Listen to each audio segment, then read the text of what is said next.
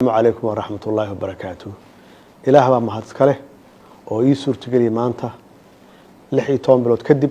إن عندي بوصون نقضي عاصمة ده مقالة إنه مقدشة وحنا دونا إياه هدو إلهي راهدو إن عن كشقيه حلنا كده هاديو دستور كفران أو لدونا إن وحنا بدله أما الله ما يستره وادن كستو الصوماليين waxaa laga rajeynayaa waxaa laga doonayaa ugu horeeya madaxweynaha federaalka Soomaaliya baarlamaanka labadiisa gole dowlad goboleedyada madaxdooda iyo shacabka Soomaaliyeedba inay iyagu naftigoodu ay noqdaan xalka meesha ugu dambeysana oo la rabo in la gaarsiiyana ay tahay wadar ogol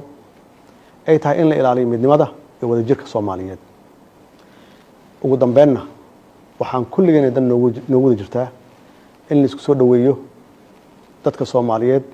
iyo dawladooda waxaan doonayaa intaan in ka faahfaahsan inaan sheego mustaqbalka